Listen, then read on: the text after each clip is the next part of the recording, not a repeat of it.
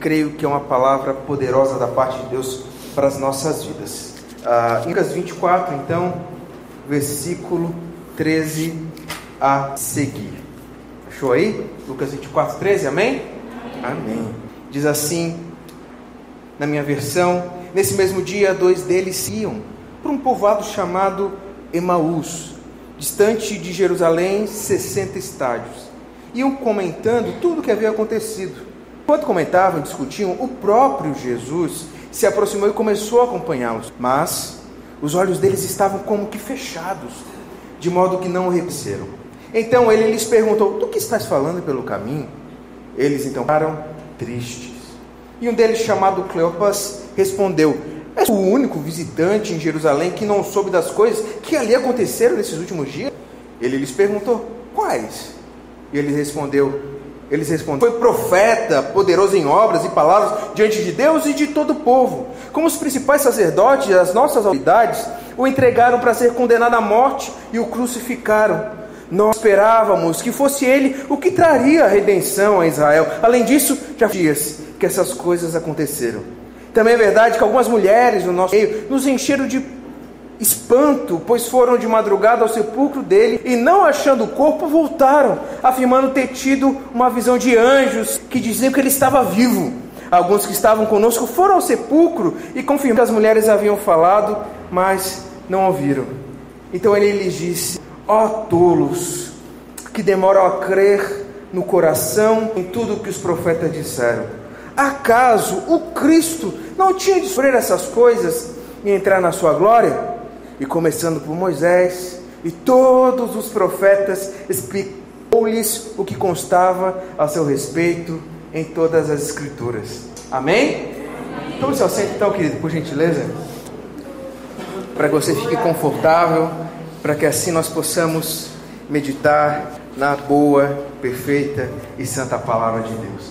Meus irmãos, eu gosto muito, muito mesmo, de prestar atenção no culto, os hinos que vão sendo cantados, os testemunhos compartilhados, a oração feita, porque eu creio que Deus, na sua soberania, por mais que muitas das vezes nós não possamos desenhar a estrutura da liturgia do culto, o que irá acontecer, mas o Espírito Santo mesmo, ele se encarrega de direcionar os hinos que vão sendo cantados, as orações vão sendo feitas, palavras que vão sendo lidas e compartilhadas conosco. E nessa noite não foi diferente. Nós vimos aqui hinos missionários que nos incentivavam a louvar a Deus, ou melhor, fazer a sua missão, fazer a sua obra, a ir ao caos perdidos. E também ouvimos também, meus irmãos, testemunhos e hinos falando disso que assola as nossas vidas e os nossos corações, que é a dor, que é o sofrimento. Mas Deus abençoe. Que são esses tempos tenebrosos em que nós vemos e que vêm de encontro às nossas vidas. E nós não podemos fugir dessas realidades. Aqui foi falado e repetido, só quero aqui relembrar para que nós possamos adentrar aqui no que nós queremos compartilhar. Mas nessa noite nosso coração é afrontado já por duas coisas. Uma que nós precisamos, nós devemos, é a ordenança do próprio Cristo, fazer a missão. Aleluia. A missão é pregar, meus irmãos, é falar, ir ao encontro daquele que está distante. E nós devemos também saber que mesmo em meio às perdas, às dores dessa vida, nós encontramos paz, nós encontramos o bálsamo, nós encontramos a alegria da parte do nosso Deus. E quando eu em casa meditava, meus irmãos, nesse trecho aqui mais uma vez, me encheu de alegria e eu refleti muito, e por isso que eu trouxe aqui para compartilhar com os irmãos, que esses discípulos aqui, meus queridos, eles estavam numa situação que talvez seja a situação do nosso coração hoje. Eles viveram, meus irmãos, experiências extraordinárias. Nós encontramos aqui a partir do versículo 3, que a história ela vem um pouquinho antes. No 23 desse mesmo evangelho que Lucas escreveu, nós vemos a crucificação de Jesus lá no finalzinho. Essas notícias ao decorrer da sua vida. O evangelho, meus irmãos, ele vem de uma palavra nossa que se traduz, mas lá do original do grego, o evangelho são boas novas. Aleluia. Evangelho, meus irmãos, é uma notícia. E não é uma notícia qualquer. É a boa notícia. Aleluia. Eu queria falar para você aqui nessa noite sobre a última notícia. Nós vamos chegar lá em nome de Cristo Jesus. Mas até chegarmos nessa última notícia, muitas notícias vêm ao encontro da nossa vida. E muitas notícias foram ao encontro, queridos, da vida também desses dois discípulos. Um aqui nós temos o nome, mas o outro é um discípulo desconhecido, pelo menos para nós, na história do relato bíblico feito aqui por Lucas. Mas nós sabemos, os dois, eles eram discípulos, eles eram seguidores, ou pelo menos conhecedores das obras de Jesus Cristo. Eles estão, meus irmãos, fazendo um caminho muito interessante. Estão fazendo um caminho contrário, como nós começamos aqui. No versículo 13, eu e você lemos que uma distância de 60 estádios, ou seja, 11 quilômetros para nós aqui hoje, 11 quilômetros de Jerusalém até ali o povoado de Emaús. Eles estavam nesse trajeto, voltando para casa. Eles estavam voltando para casa, meus irmãos, por quê? Porque eles receberam uma notícia que perturbou o coração deles. Porque ao decorrer da vida desses discípulos, você tenha certeza, as primeiras notícias que vieram ao coração deles foram notícias de glória, de poder. As notícias que vieram aos ouvidos e desceram ao coração deles foram notícias daquele que curava leprosos, notícias daquele que curava os cegos com o dedo, botando nos olhos cegos, ele ia lá, se lavava e de repente voltava vendo. Foram notícias, irmãos, daquele que os espíritos malignos só na presença dele estavam e pela palavra e autoridade batiam em retirada. Essas notícias chegaram a eles, e não só isso, mas também chegaram notícias de que até o vento e o mar obedeciam a Jesus Cristo, e não apenas um dia falou e se acalmaram, mas a própria estrutura molecular da água mudou e ele caminhava sobre as águas. Que notícias gloriosas! Que notícias, meus irmãos, extraordinárias são as notícias que chegaram ao ouvido desses discípulos. E com certeza, porque essa centralidade da mensagem de Cristo, eles ouviram falar do reino de Deus. Ele falava do reino de Deus, olha, o reino de Deus está próximo. O reino de Deus, na verdade, já chegou até vocês. Então o coração deles, com certeza, meus queridos, ardia de expectativa, de esperança, de alegria, no meio de um tempo, meus irmãos, que eles estavam subjugados, debaixo do Império Romano, debaixo de uma religiosidade desumana, fria, fraca. Jesus Cristo vem com o reino de Deus. Aleluia. Ele vem com a mensagem que confronta o nosso orgulho. Aleluia. Eles ouviram, irmãos, essas notícias de glória. Então, quando nós podemos voltar um pouquinho no capítulo 23, lá no finalzinho nós vamos ver a crucificação de Jesus. E muito provavelmente esses discípulos, meus irmãos, viram isso. Muito provavelmente eles acompanharam. Se eles não estavam lá olhando Jesus crucificado, mas eles estavam muito próximos, e mesmo que não fossem próximos, eles ouviram falar daquilo que aconteceu. Porque, meus irmãos, quanto mais Jesus ficava perto de Jerusalém, quanto mais ele ficava perto do templo, mais o coração deles se enchia de expectativa. Porque eles imaginavam, olha, vai ser agora, porque ele chegou no meio do templo, de repente ele faz uma limpa no templo, você lembra disso? Você acredita em tanto tempo, lembra? Vai lá e espalha, e afronta os cambistas, e de repente ele vai fazendo uma limpa. Daqui a pouco o olhar deles vai olhando, opa, ele vai vir, eu sabia que ele viria, ele vai se assentar no trono de Davi. Glória a Deus, que notícias maravilhosas. Imagina, meus irmãos, por isso que multidões seguiam Jesus. A expectativa do Messias estava se cumprindo deles, o coração deles cheio de alegria. De repente, ele é entregue às autoridades romanas. Enquanto eles tinham uma expectativa de que a próxima notícia seria que ele se assentaria no trono de Davi, para não apenas julgar Israel e governar, mas todo o Império Romano e todo mundo conhecido da época. Ele é levantado, mas não em um trono. Ele é levantado no que, meu querido?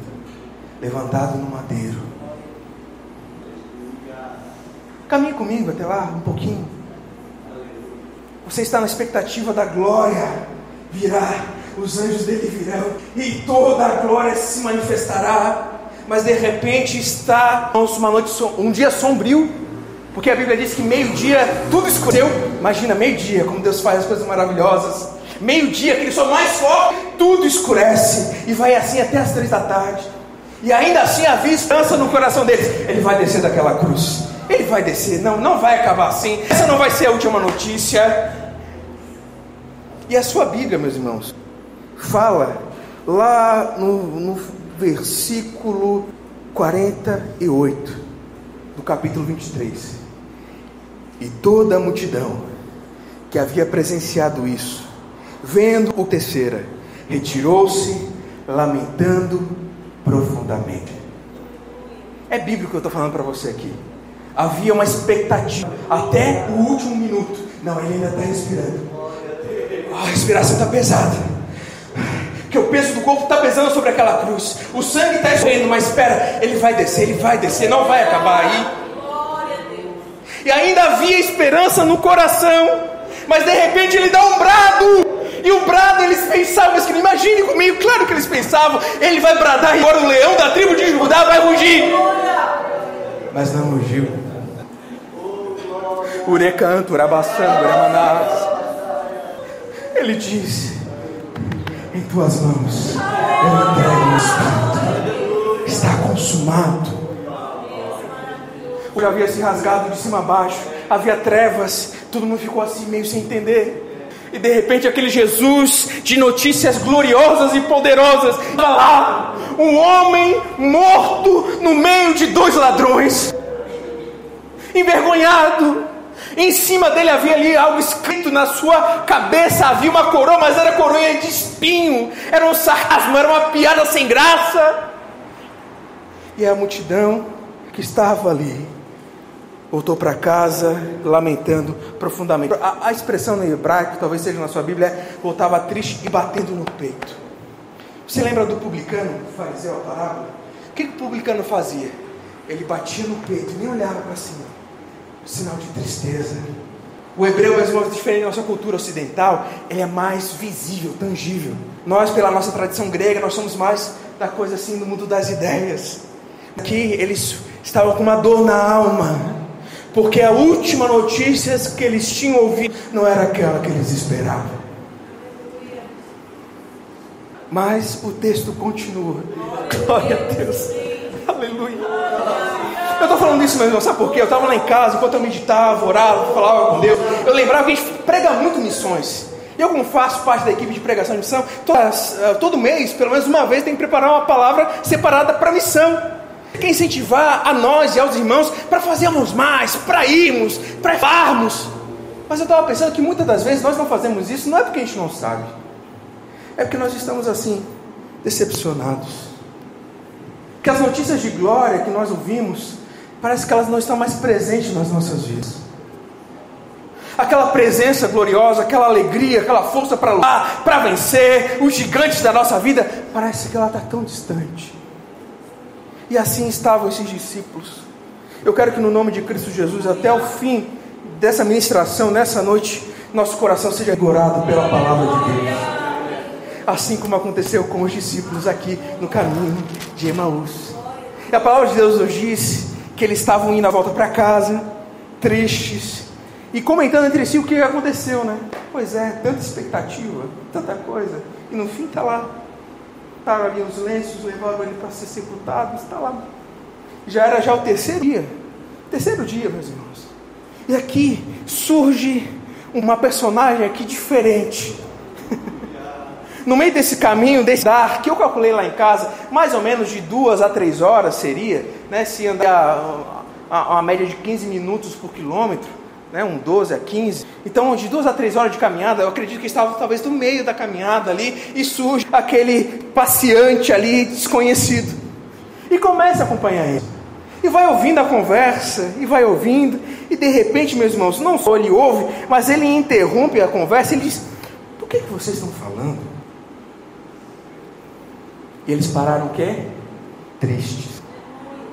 Aí de repente esse Cleopas, ele responde: olha, como assim, o que nós estamos falando?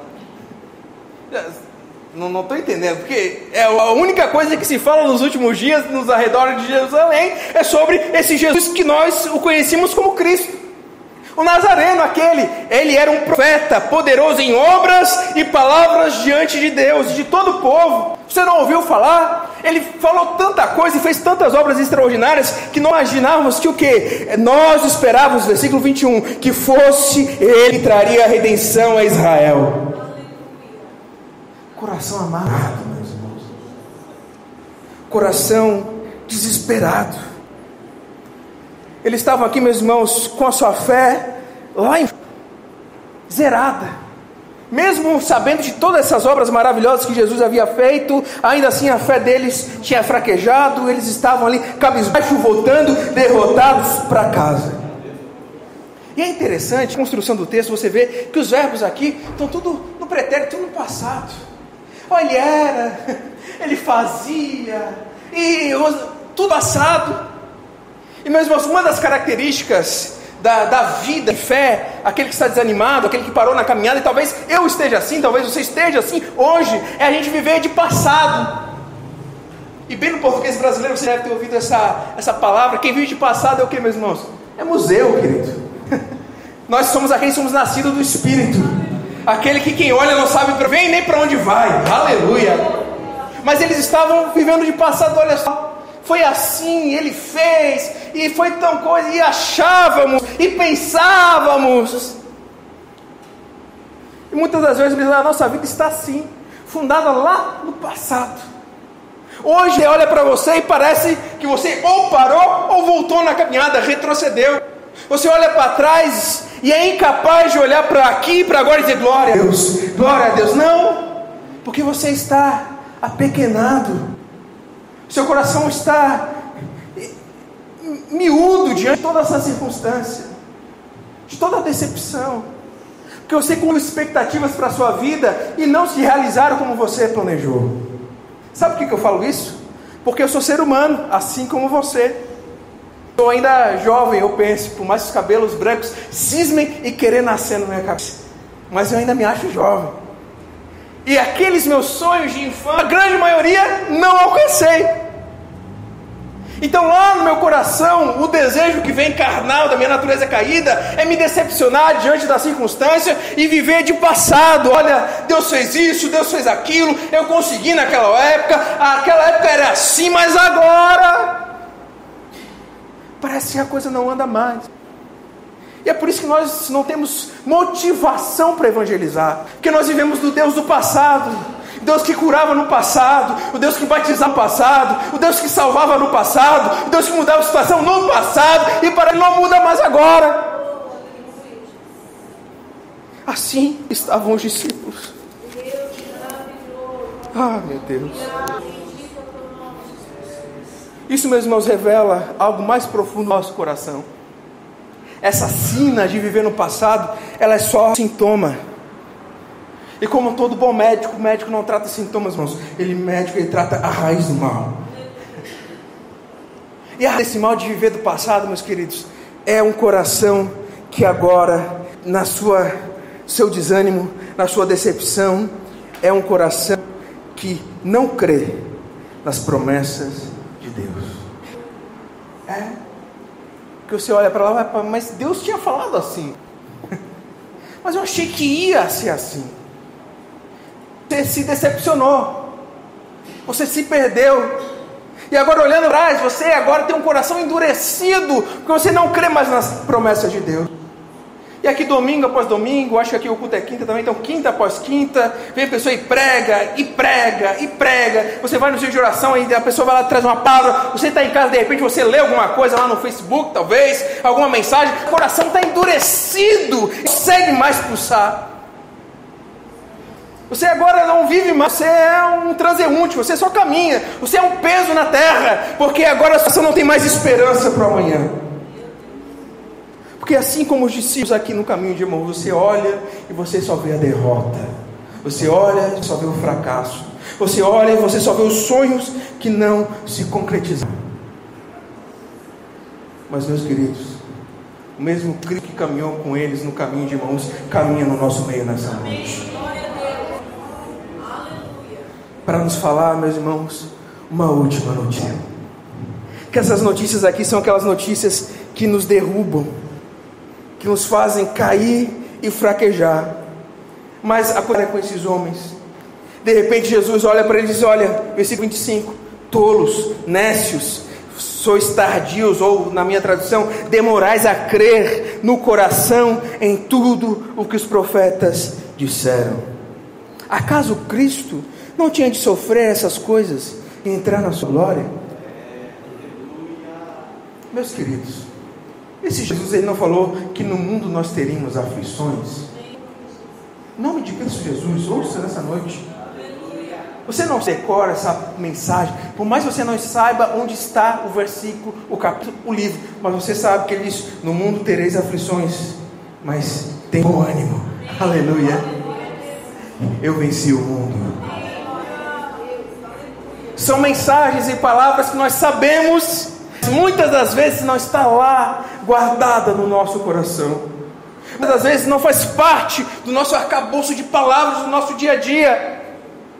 É por isso que Jesus, meus irmãos, ele faz algo extraordinário. É por isso que nós congregamos como igreja. É para isso que tem culto de doutrina, de edificação. É por isso que tem pregação. Porque o coração deles começou a mudar a partir do versículo 27. Olha só. E começando por Moisés e todos os profetas, explicou-lhes o que constava a respeito em todas as escrituras. Aleluia. O que fez aquele coração de pedra começar a ser esmiuçado? Tirar toda aquela armadura que você talvez se construiu, assim como eles, meus irmãos, que a vida nos fere, na verdade, claro que fere. As pessoas nos decepcionam, você gera expectativa em alguém, a pessoa não lhe dá na mesma proporção, eu sei que é assim. E aí nós vamos ficando o que, meus irmãos? Travados. Nós somos incapazes de amar, meus irmãos, porque nós achamos que amamos tanto e recebemos tão pouco em troca. Não é verdade? Isso não fere o nosso coração? Você se doa, você se dá, e de repente a pessoa não reconhece e ainda fala o quê? Mal. Isso transforma qualquer coração, meus irmãos, num pedaço de pedra. Mas a palavra de Deus, ela, meus irmãos, é um martelo que esmiuça a pedra. Talvez foi ao meio da revista e corrigida, né? Que esmiuça a penha. A palavra de Deus quebra, meu querido. E agora faz a gente se abrir de novo para a vida. Não mais andar derrotado, perdido, sem esperança, sem expectativas. E foi tão extraordinária a palavra de luz na vida deles, meus irmãos, que de repente eles chegaram ali na entrada. Opa, para Emaús tem que entrar aqui. Aí Jesus, como que o texto diz aqui? É muito interessante. Quando se aproximou do povoado, para onde se dirigiram, 28. Jesus fez com quem é adiante. Claro que a intenção dele não era ir adiante, mas ele fez, não, meu caminho aqui. Na sua Bíblia deve estar escrito assim: e eles constrangeram. Eles constrangeram Jesus a ficar com ele. Eles constrangeram Jesus, eles insistiram. Eles, meus irmãos, foram, olha, fica com a gente. Aleluia. Ah, meu irmão, a coisa mais difícil das vidas, eu sei, é nós abrirmos o nosso coração para Jesus. Parece a ilustração de quando, eu não sei se você nasceu, mas eu nasci praticamente na igreja. Então é o que a gente ouvia na escolinha das crianças lá: deixa Jesus entrar no coração. Eu lembro. Mas Deus é tão bom que Deus ensina isso desde muito novos, porque essa é a maior luta das nossas vidas. Porque Jesus, meus irmãos, entrando nos nossos corações, não há mais lugares escondidos. Jesus entrar no nosso coração é você entender que antes mesmo que a palavra venha à sua boca, Ele já sabe. Ele que perscruta, Ele que esquadrinha, Ele que sabe o que passa na sua mente. Isso é tão assustador, porque na nossa mente passa tanta coisa que nós teríamos vergonha de jogar no telão aqui, na verdade. Mas Ele sabe. E Ele também sabe, meu querido, no outro lado, na mesma proporção, que quando você está aí belo, formoso, sorridente, quem olha para você pensa: olha, ele só deve ter coisa boa na vida. Mas Ele sabe que lá dentro do seu coração está ferido, sangrando e triste. E para Ele trabalhar, meus irmãos, é esse convite que nós ouvimos lá no livro do Apocalipse. Se você não há tanto tempo, você deve lembrar. Ele está à porta e bate. E é muito interessante quando a Bíblia traz essas figuras para nós, porque é isso que Deus faz através do Espírito Santo. Ele bate, meus irmãos. Então essa palavra nessa noite seja só uma batida na porta do seu coração, para você despertar, entender que ainda não acabou a sua caminhada, que os sonhos ainda não morreram, que o futuro não precisa terminar dessa forma. há ainda uma última notícia para a sua vida. E Jesus aceita com eles. E quando ele para com eles, ele entra, meus irmãos. E é muito interessante que ele vem, e aí no partir do pão, no abençoar, no dar graças à mesa, ele distribuiu, versículo 31. Então os olhos deles foram abertos e o reconheceram, e ele desapareceu de diante deles. Esse mundo, meus irmãos, é um mundo cegado pelo adversário das nossas almas. E se eu e você não nos cuidarmos, se frequentemente não tivermos os nossos olhos esse colírio santo de Deus, eu e você perdemos a visão. Perdemos, meus irmãos. Lembra que eu falei no começo que isso está relacionado com missão? Claro que está. Que aquele que não tem visão, aquele que está desanimado, aquele que está entristecido, aquele que está derrotado, jogado no canto, ele é incapaz de falar uma palavra de bênção para alguém. E muitas das vezes vivemos essa vida, meus irmãos, voltar o que, querido? O nosso problema. Estamos cegos, não conseguimos ver aquele milagre diário que Deus nos dá, não conseguimos ver aquela manifestação, aquela epifania da parte de Deus nas nossas vidas. Porque estamos cegos, nossos olhos incapazes de ver Jesus.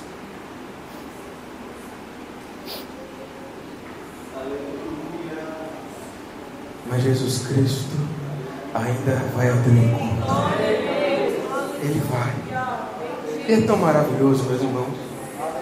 Por mais que meu coração tenha tentado ir para tão longe dele, como se eu nunca pudesse ter sido novamente encontrado por ele, ainda assim ele não deixou que eu me afastasse. E a sua mão tão boa, tão poderosa, tão amável, sua voz tão doce, frequentemente tem me atraído de volta para ele.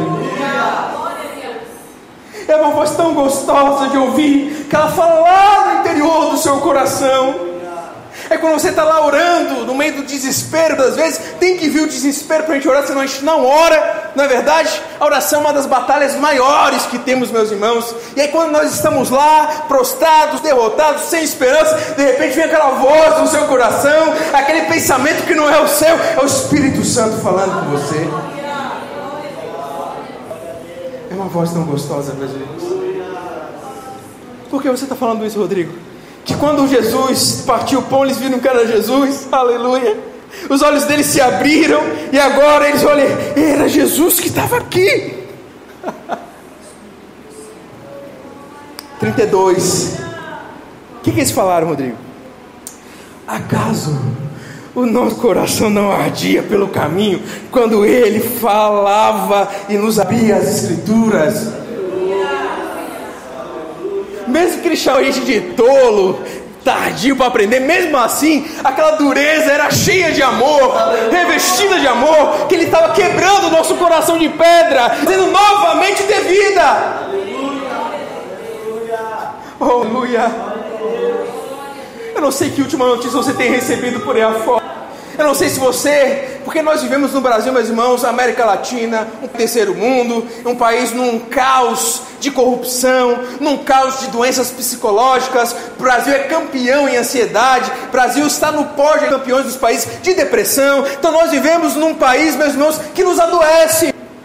E muitas das vezes a última notícia que você ouviu, olha, não vai dar certo. Nós vivemos preocupados, quem vai ser eleito, quem não vai, o que vai acontecer, e vai, vem para cá, e será que eu vou ser demitido, será que eu consegui fazer a minha empresa crescer? São as preocupações do nosso coração. Mas o Jesus Cristo diante deles, meus irmãos, aleluia, é o que se coloca diante de nós, para dizer, ainda não acabou.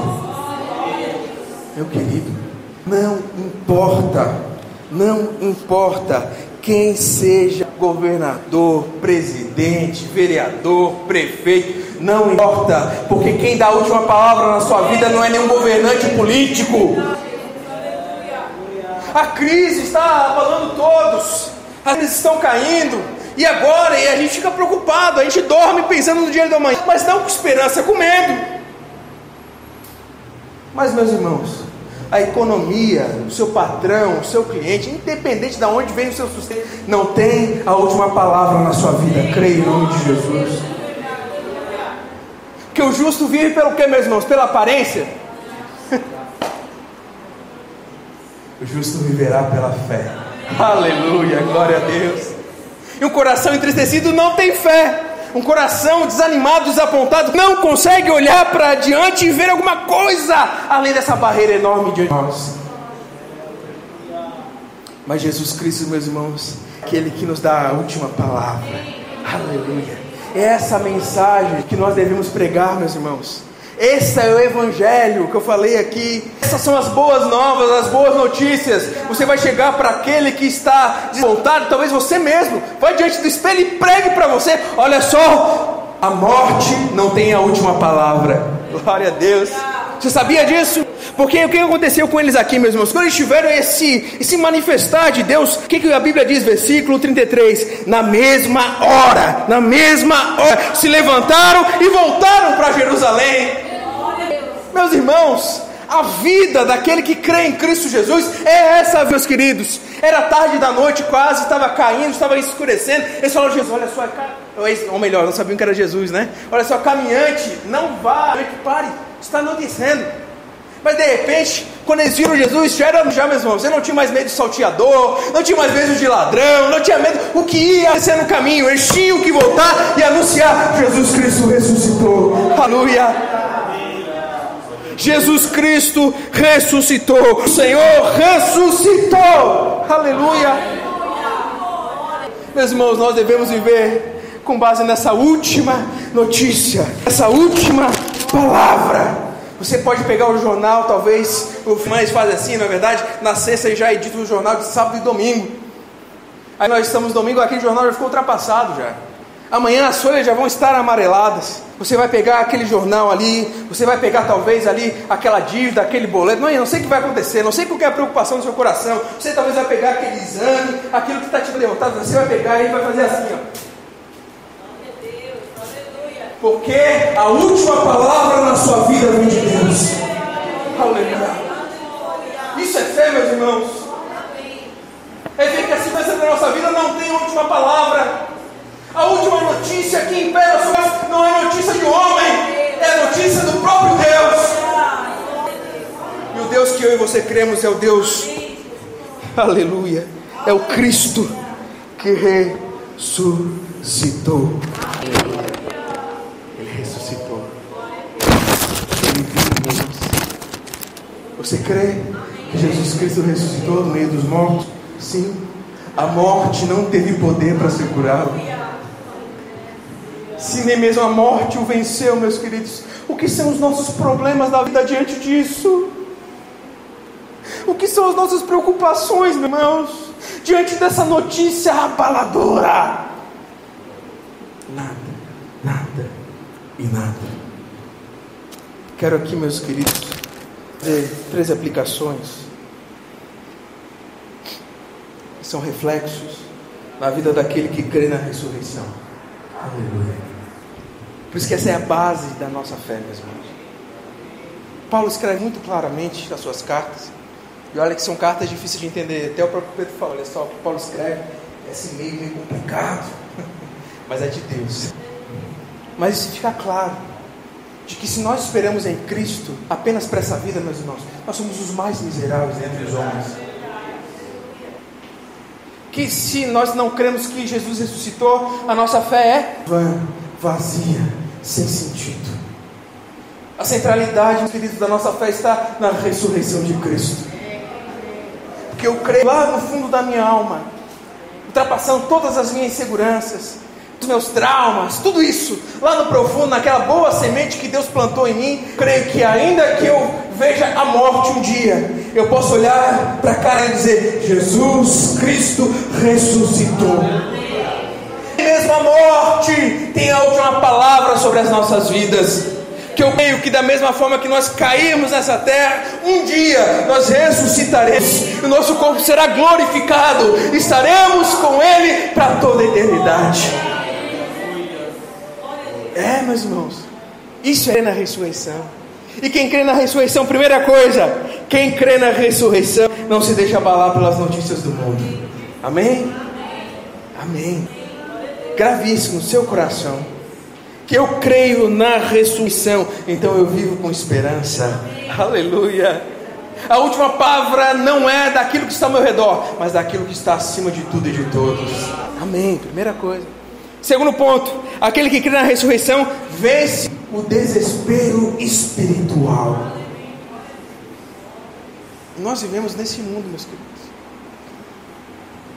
Talvez você entre lá onde você trabalha, ou talvez nos seus vizinhos, você vê que o coração deles é um coração angustiado. Não sei se você percebe, ou se talvez eu que sou muito analista, não sei. Mas há dentro deles uma sede enorme. Há dentro deles uma expectativa extraordinária. Porque eles olham para a sua vida e conforme o tempo vai passando, os cabelos vão embranquecendo, os ossos vão ficando mais fracos, a carne parece que tudo dói, e isso vai aumentando um desespero dentro da alma deles. E o sábio, no escrever, ele disse que Deus botou dentro do homem, irmãos, um desejo, um anseio pela eternidade. É por isso que o comércio é dessa forma. Quer ganhar dinheiro? Lance uma coisa nova. Não é assim? Os nossos smartphones. O que hoje todo mundo tem praticamente? É uma coisa que você não sabia que precisávamos, de repente foi útil, uma coisa nova. Mas de repente não precisava, não só aquele smartphone, tinha que ter mais coisas. E hoje em dia vão aumentando os megapixels, os gigabytes, e a memória, e as telas. Antes era pequenininho, agora estão cada vez mais enormes. É um exemplo prático para você saber que o nosso coração anseia por algo. Por isso que nós vivemos num mundo tão afogado na imoralidade sexual. Porque parece que o homem casado, a mulher casada, parece que o ato conjugal não é o suficiente para eles. Tem que procurar outras experiências maiores, tem que procurar outras variedades. A nossa humanidade chega ao ponto de procurar até mesmo satisfazer isso com animais. Por quê, querido? Porque dentro do coração tem um vazio enorme. Somente a eternidade pode preencher. Mas aquele que crê em Cristo, aquele que crê na ressurreição, meu querido, dentro do coração dele há uma fé, há uma paz inabalável. Por isso que é uma paz que excede todo entendimento. Glória a Deus. É você dormir tranquilo. É você passar pelo momento de dificuldade tranquilo, por mais que a doença pareça que vai te vencer. Se vencer, você vai alegre, você está voltando para casa. Aleluia. Você sabe que você é peregrino nessa terra. Então você não vive para querer que as pessoas fiquem assim te adorando. Onde você passar, a pessoa, opa! Não. O cristão não está preso a essas coisas. Porque ele é espiritualmente satisfeito. Amém? Você não precisa procurar mesa branca, candomblé. Você não precisa tentar controlar o divino. Não. Que você crê que aquele, aleluia, como Paulo escreve aos crentes, aquele que começou a boa obra em nós irá terminá-la até o dia de Cristo Jesus. Aleluia. Que coisa gloriosa, né, querido? Aleluia. Que Deus mantenha nosso coração com essa fé aqui de hoje. Aleluia. Que mais, Rodrigo? Quem crê na ressurreição, o medo, meus irmãos, tem abalado a nossa sociedade. A nossa estrutura estatal é corrompida. A segurança pública, ela é ineficiente porque a própria justiça os impede de agir em favor do cidadão dentro da própria casa. Nós vivemos o que, meus queridos? Enclausurados nos nossos apartamentos, trancafiados nas nossas casas, com os muros cada vez mais altos e com os equipamentos de segurança cada vez mais complexos. Não é verdade? Verdade. Por isso que hoje nós temos medo de ter filhos, meus irmãos. Sabia disso? Eu falei que eu sou jovem, eu sinto isso na minha carne. Glória a Deus pelos irmãos corajosos e enche essa terra. Amém. Deus continua abençoando vocês. É só coisa gloriosa. Hoje, jovens, meus irmãos, nós temos medo de ter filho porque nós temos medo do amanhã. Porque na nossa vida, que nós já sofremos, nós pensamos, opa, eu vou conseguir, mas e aquele ser que vai sair ali? O que será do amanhã? Que escola vai estudar? Será que vai ter doença? Será que vai nascer perfeito? Nós vivemos cheio de medo. Mas a promessa da ressurreição para nós é que, meus queridos, no amor não há medo. O amor lança fora todo medo. Você crê? Em nome de Jesus. Nós não precisamos ter medo amanhã. Eu e você não precisamos ter medo do pecado. Eu falo isso, meus irmãos, como um testemunho próprio, porque quando novo, eu ouvi muito assim das pessoas que, quando a coisa está muito boa na nossa vida, a gente tem que ficar com medo. Não sei se você viu essa teologia diabólica, porque assim, a coisa está muito boa, tudo caminhando, daqui a pouco algo vai acontecer, porque não pode ser assim, né, meu querido? Isso é coisa de Satanás. Não. Agora, se você se desviar dos caminhos do Senhor, ore para que pela graça de Deus Ele te derrube mesmo e faça o vaso de novo, amém. Mas você está caminhando com Cristo, você está andando com Ele, meu querido, olha só, entenda, em nome de Jesus, você é abençoado. A Bíblia está cheia de exemplos, meus irmãos. Onde você chega, você é um diferencial naquele lugar, porque você age com justiça. Se você é comerciante, você faz isso com justiça. Se você é trabalhador, você faz de modo digno. Meus queridos, nós vivemos tempo em que os patrões, os donos, etc. Antigamente, se era crente, era valorizado. Eu vivi nessa época ainda, eu não trabalhava ainda, mas eu vi essas experiências. Hoje o que eu ouço, dizem cristãos, mas é porque o testemunho não acompanha mais. Porque hoje nós vivemos num país praticamente evangélico na sua totalidade, cristão na sua totalidade. Um país que, se não me falha a memória das estatísticas, 89 a 90% cristãos, meus irmãos. Mesmo assim, nosso país é líder, peão, no que, Rodrigo? Corrupção, roubo, violência. Sabe isso? No Brasil, meus irmãos, morre mais gente por ano do que nas guerras do Oriente Médio. Você sabia disso?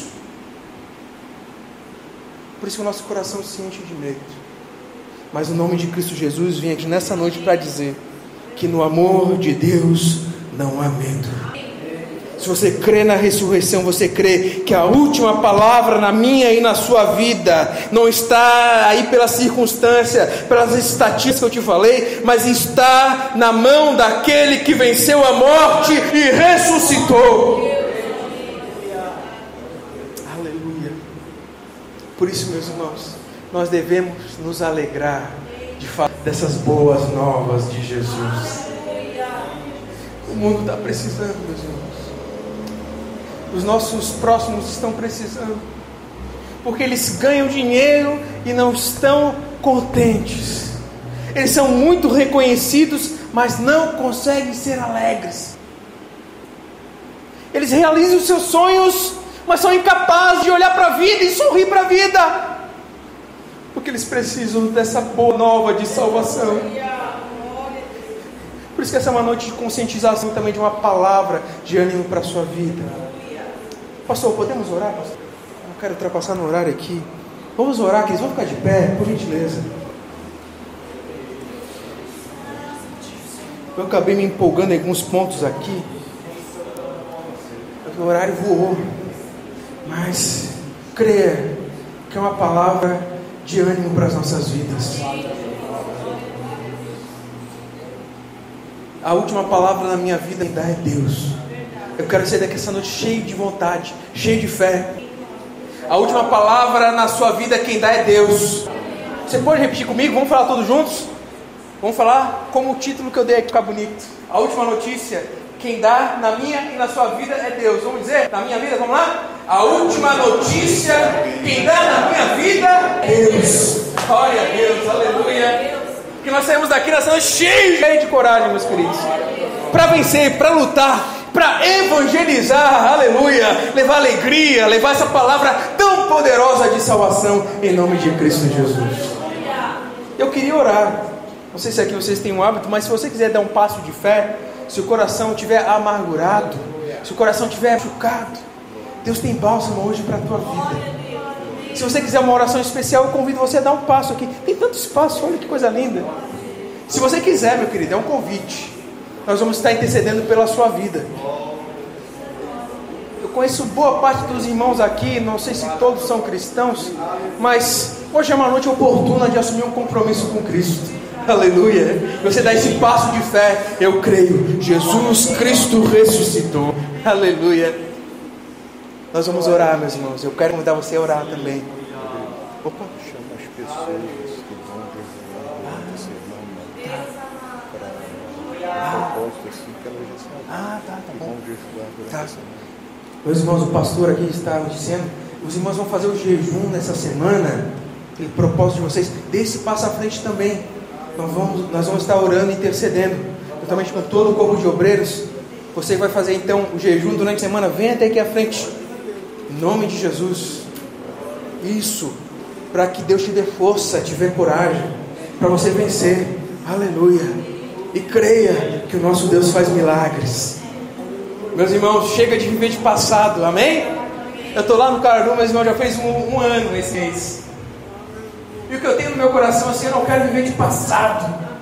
Não quero viver do que ficou para trás. Daquelas histórias tão lindas que eu li nos livros e ouvi dos irmãos mais velhos. Não, eu quero viver o milagre de Deus na minha vida hoje. Aleluia. Eu quero ver Deus salvando, Deus alcançando, Deus mudando famílias. Eu quero ver hoje, querido. Eu convido você a viver essa vida extraordinária, em nome de Cristo Jesus. Nós vamos estar orando, meus irmãos, com fé, que a última notícia, aleluia, vem da parte de Deus. Deus nosso Pai, nós oramos, Senhor, nessa noite, diante da Tua palavra, que aqui foi exposta diante de nós.